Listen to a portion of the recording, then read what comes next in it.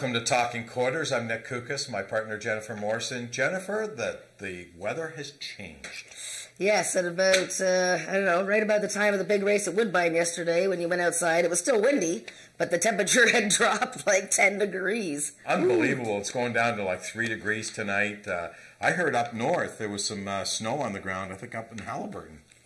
Okay, that's kind of annoying. It is, because really we've been so spoiled the last couple of weeks. We've had the greatest weather ever, and the leaves are now turning, like in 2 days they decided to turn, and fall is in the air. However, we had a great day at Woodbine yesterday, and we've got the Breeders' Cup coming up in 3 weeks. Yeah, and it was a wild weekend for sports, never mind the fact that the Leafs beat Montreal in overtime, which was the greatest thing ever. But I digress.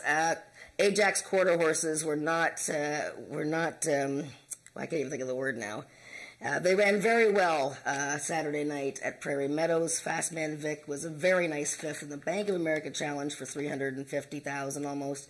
LS Prince was fifth in the Adequan Derby. Carneros also ran. It was sloppy track, so it was kind of unfortunate for them. And then this Saturday, we have to watch Indiana Downs, Country Boy 1-2-3 in the Big Stake Saturday night there. Oh, when you're talking about sports, I thought you were going to talk about my Dodgers. I mean, I lived in L.A., and I'm a Dodgers fan, so they're up 2-0, but let's talk about quarter horse racing. Race number 1 is a maiden event for Ontario Sire Maidens going 300 yards. A field of 6 in here, and I know the weather's changing, but I went to the Miami horse. Oh, I think the Dash to Miami, number 6, is going to be heavily bet here. He is coming out of a whole bunch of races for winners, and he's a maiden.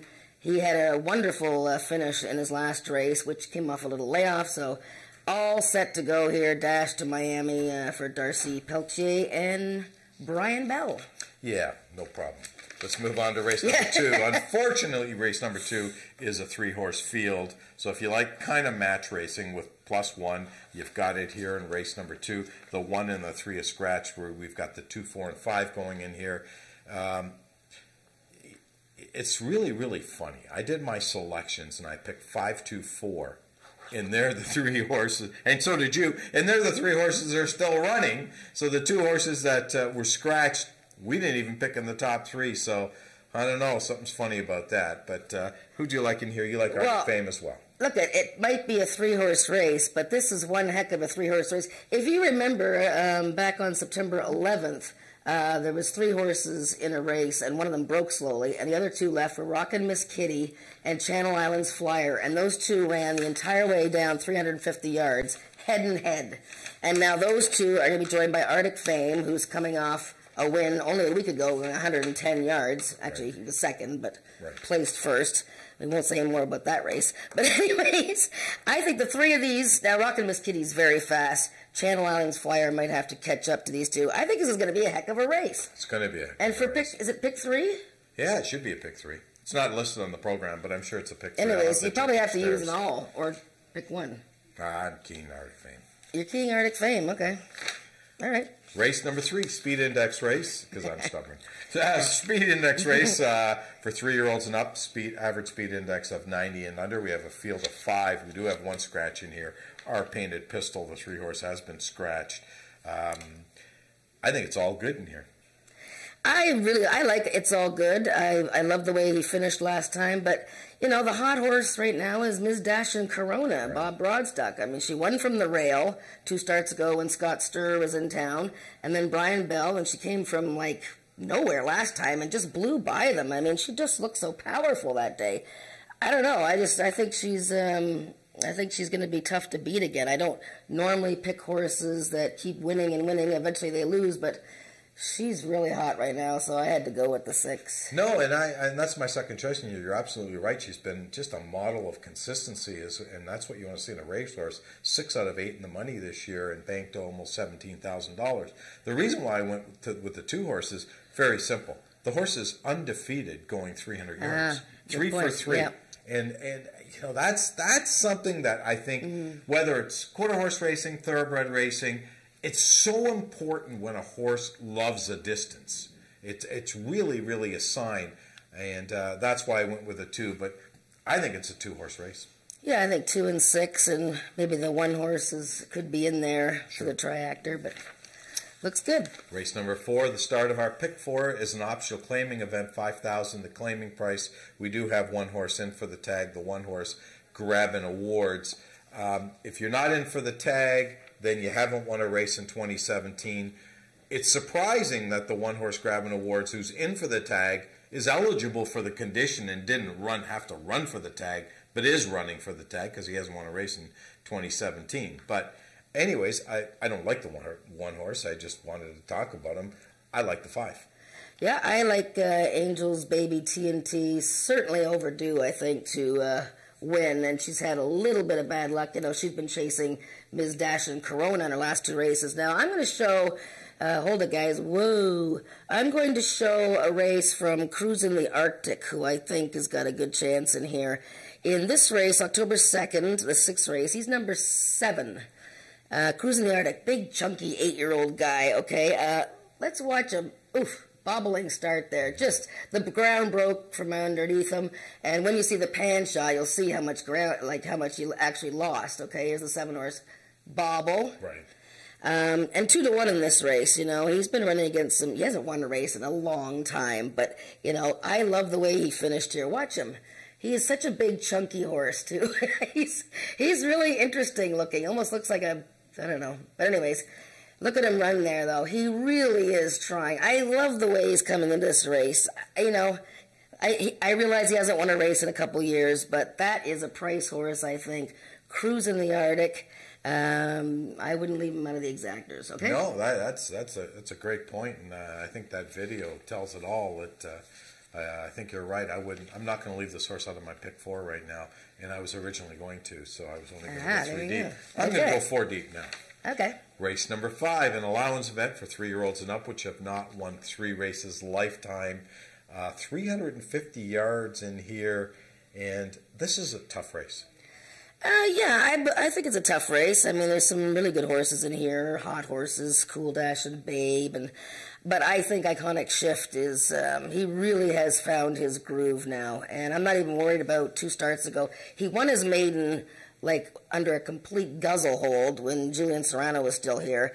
Had a little bit of trouble in a trial race for the Peacock Derby, and then last time with Corey Spatero, who's now riding a lot of the Greg Watson horses, he just blew by them from the widest post, like just blew by them, and he gets a little bit more distance. So I like Iconic Shift to win again. You know, we'll see how the inside is doing, but I went with the 3 inside horses. I think they're horses to beat in here. Jackie, where's Jackie? Want to see Jackie?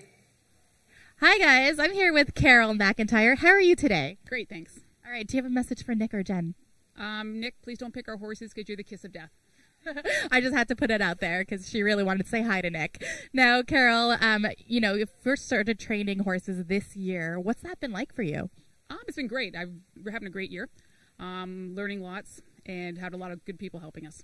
That's great. You know, you have a lot of horses racing today. Let's start with race 6. Who's looking now? What are their chances, you think? I'm feeling really good about her. She likes to go long, and it's 400 yards. She's training great, so hopefully good. Right, now, race 9, you have It Takes 2 to Tango. Looking really good for that race. What do you think of their chances? I like Tango. He's always good. He's solid. I feel good. Okay. Yeah. Now, race 10, Hellspire's Mistress. Let's run through that. She won her last out, and she ran great. She came back great, and she's training great. So I'm hoping she's going to do well. Right, so you're feeling good knowing maybe Nick hasn't chosen your horses. I'm feeling good if Nick doesn't have interest in my horses.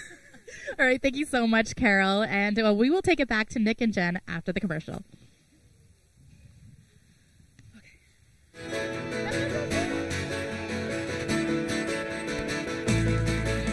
Test 1 2 3. Test. Test 1 2 3.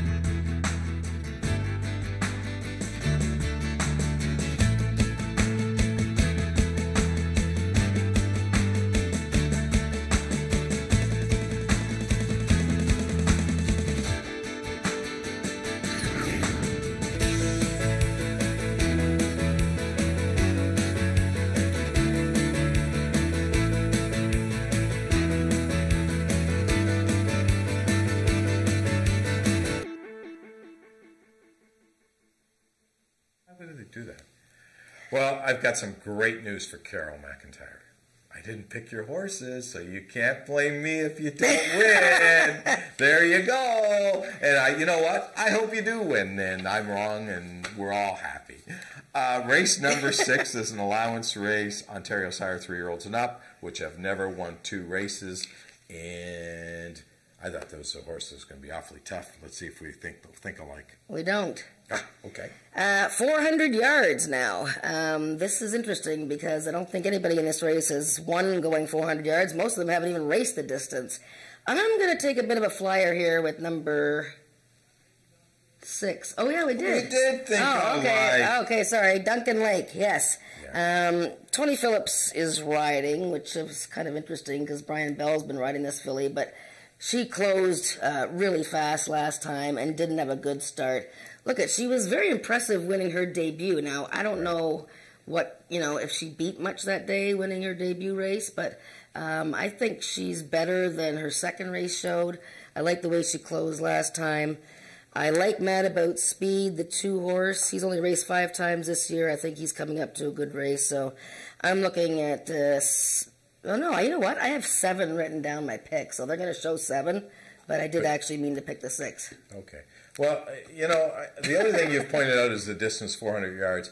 I think Duncan Lake can make 400 yards. I'm not sure Tony Phillips can make 400 yards. So if Tony Phillips can ride a horse for 400 yards, Duncan Lake has got a big shot. So, Tony, suck it up. Get the distance done. I can't believe I got the 7 on there on my picks. Winner's Prospect. He's a maiden. Never change your ticket. Yeah, I guess I better just... Yeah, okay. Race number 7 is an allowance race for Ontario Sire 3-year-olds and up. It's an open race, 250 yards, and boy, there's some fast horses in here. This is a lovely race. I mean, how good, Ice Fishing finally won last time, and she's such a wonderful filly and very game. And Home to Vegas, jeez. Yep. It's tough, the poor guy hasn't won this year, and he was the champion 2-year-old last season, but he certainly is about to win, I think.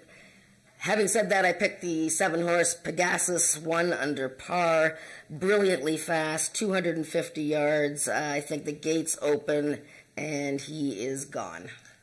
I agree. I mean, I picked the 7 as well. He's 10-1 in the morning line. He won't be 10-1, but this is a horse that's won 12 out of 40 lifetime races. 2 for 4 going the distance is the absolute clear speed in the race. If he doesn't make the right-hand turn, which he probably will out of the gate because they all do when they got the outside post, he should be long gone. Home to Vegas, I mean, what a really, really nice 3-year-old.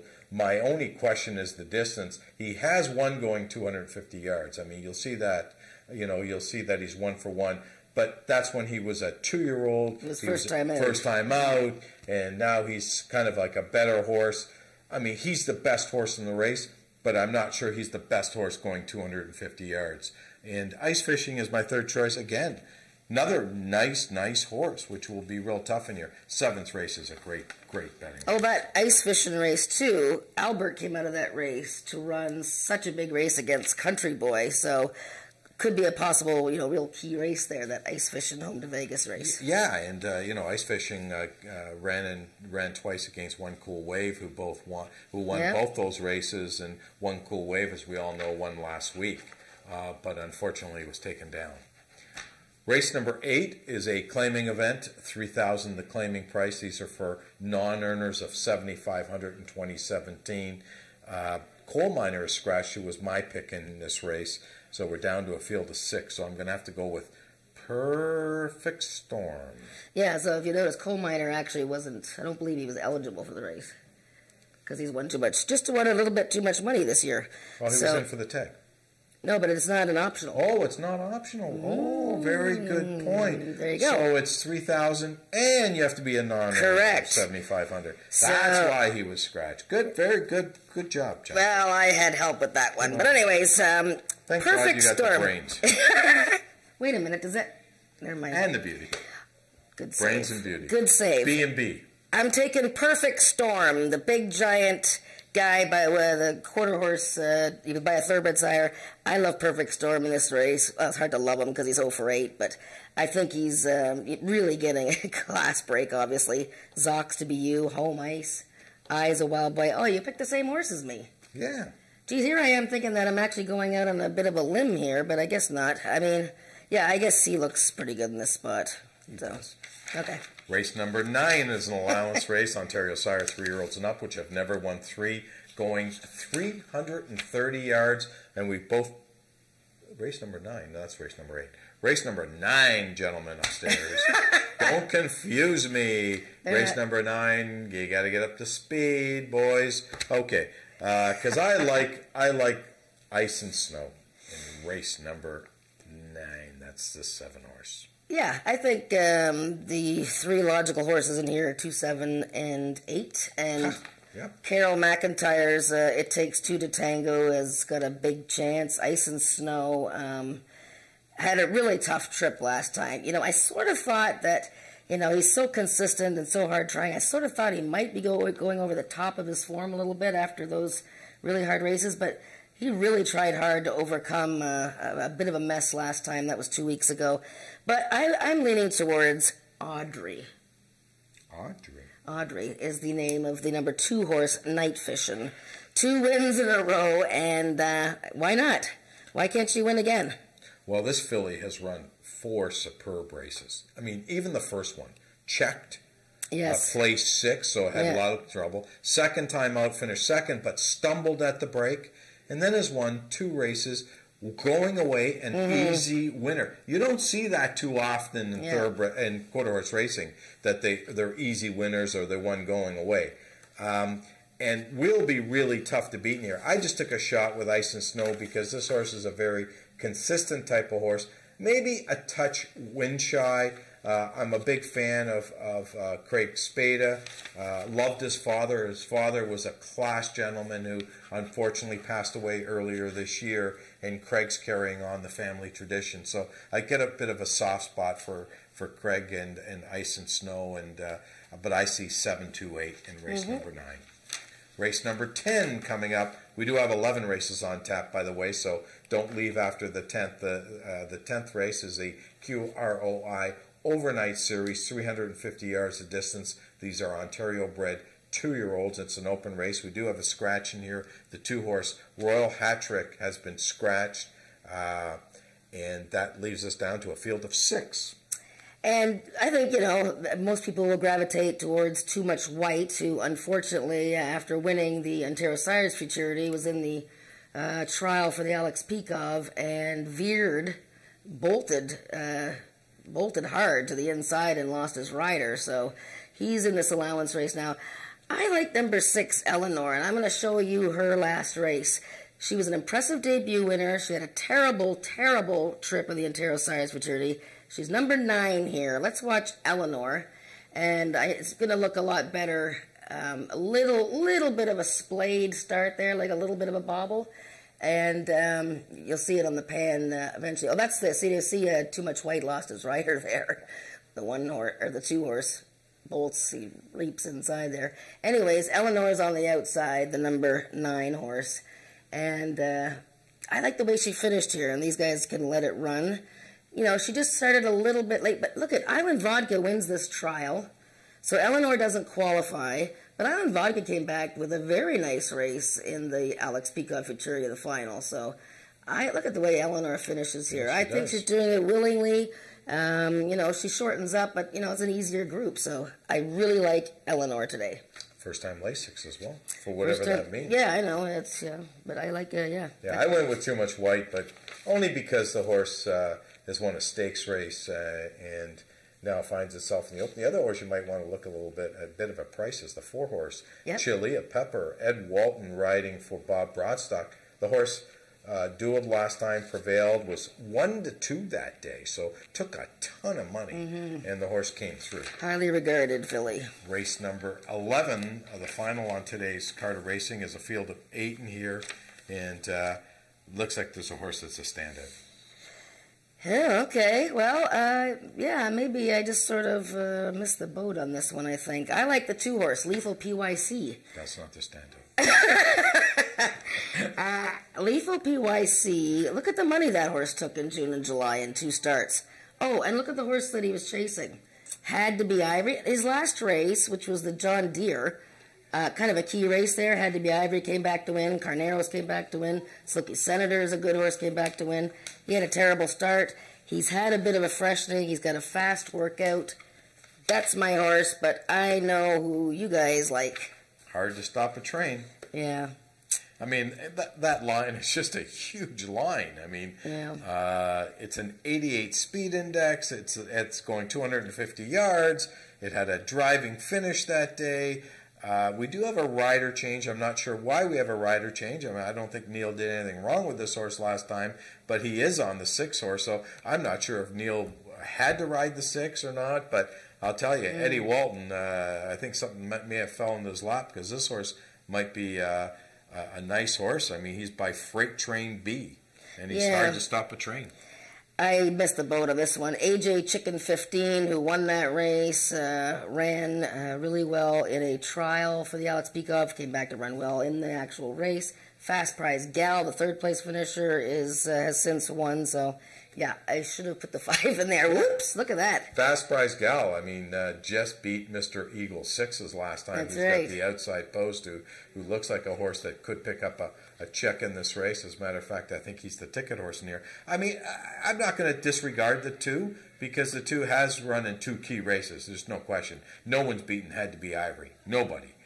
Not in this circuit. But I just think the 5 horse, he's going to be awfully, I guess for pick 4s, you could probably just, if there's a late pick 4, which I believe there is. Is there a late pick 4? There should be. Okay.